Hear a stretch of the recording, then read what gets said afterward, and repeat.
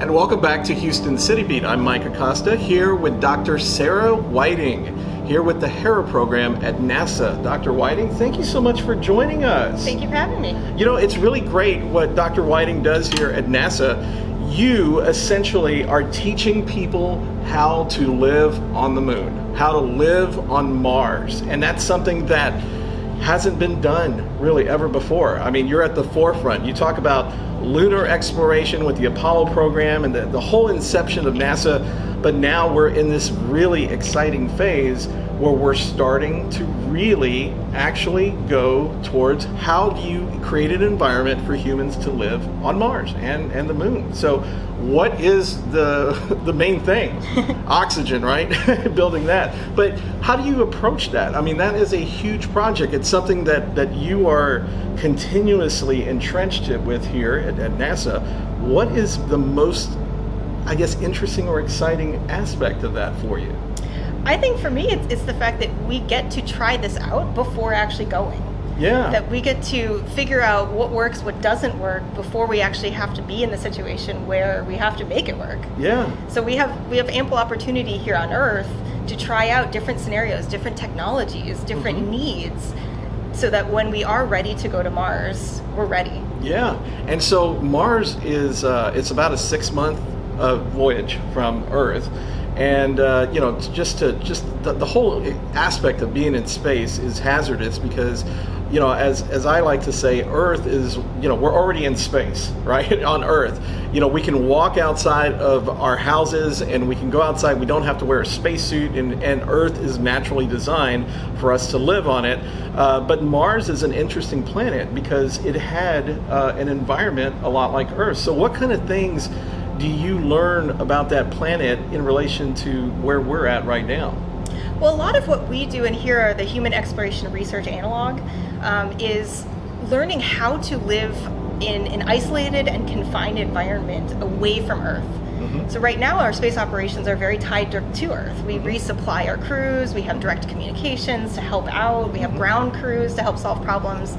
Mars may not have that. Yeah. You know, we're so far away on Mars that it may take up to 20 minutes just to get one radio communication to our crews. Correct. So our crews are going to have to learn to be a lot more autonomous, work problems by themselves without the support of the ground, and they're going to have to learn how to live and work in an environment where they may not have resupply coming to them. So fresh food coming to them, new equipment coming to them, things like that. So that's what we simulate here on the Earth, is how to teach our crews to be more autonomous like that and successful. Now you are recruiting people who are not necessarily astronauts, and the public can come into this program, but you are recruiting in an aspect or a fashion that would be similar to astronaut recruiting. So tell me a little bit more about, you know, how people who are very interested, you know, say, hey, I always wanted to be an astronaut, right? By the way, I was in the young astronaut program when I was a kid, so, you know, I would go if I could, but what kind of things would they need to know if they wanted to apply for a program like this? Because that's what's very exciting, and I think a lot of people don't know, is that somebody who's very serious and takes an interest in this, they can actually get involved. They can, yep. Yeah, so how would they do that? So we have a recruitment website where you can apply to be a crew member in HERA simulations. The criteria change a little bit each time we run a mission depending on what the science requires. But in general, we're recruiting for individuals that are somewhat astronaut-like. In terms of their educational backgrounds, their age range, you know, their job experiences, things like that.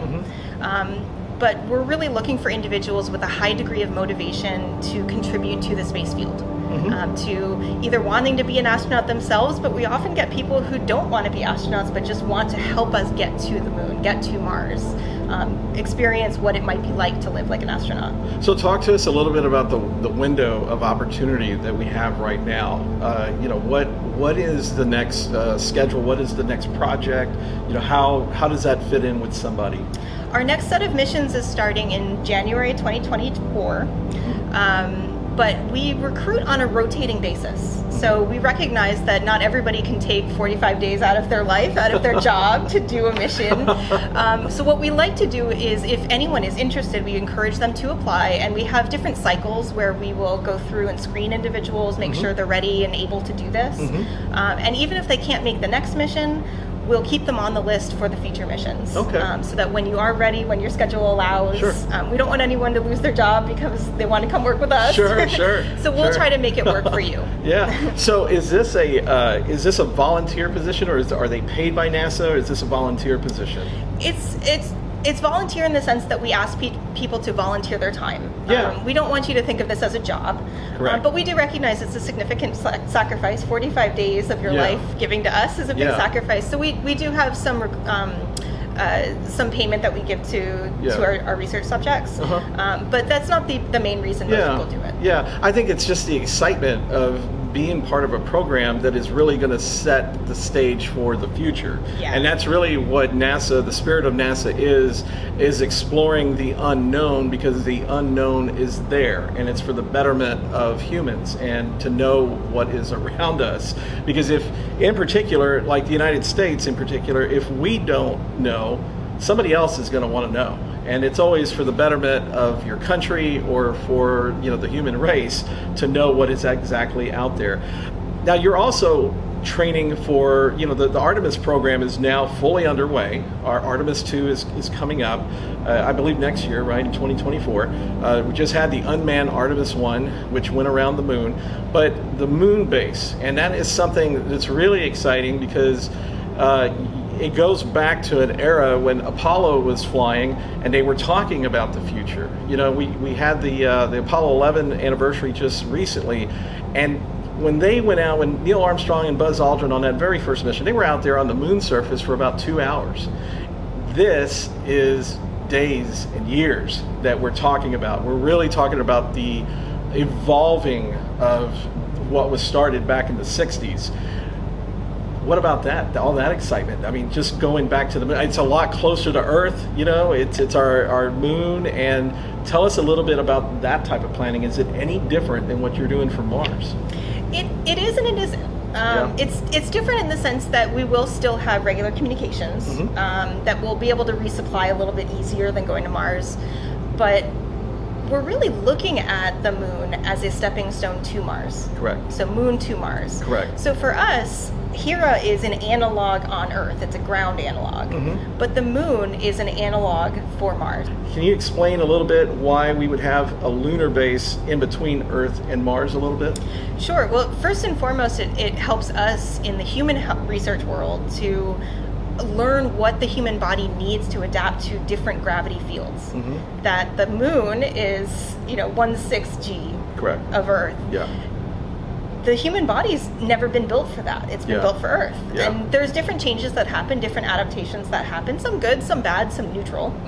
But we need to understand how the body reacts to that on a long-term basis, rather than just what Apollo did, which is a few days here and there on the surface. We're looking at what does the body adapt to in 30 days, in 45 days, longer than that. Sure. And the moon is going to really help us understand that. Now, does any of the research that has been seen on the ISS, where you've had astronauts up there for a year, has any of that play into this too? Like what it does to, the physical aspect of the body, bone density, aging, all of that type of thing.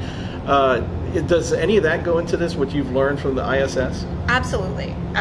We take everything that we've learned from ISS and helping to translate that now to life on the moon. So rather than life on the ISS for 6 months up to a year, we're looking at what kinds of science do we need to help us translate from 0G, a microgravity, to a different gravity field, to having a little bit of gravity, but maybe not enough to fully compensate. Yeah.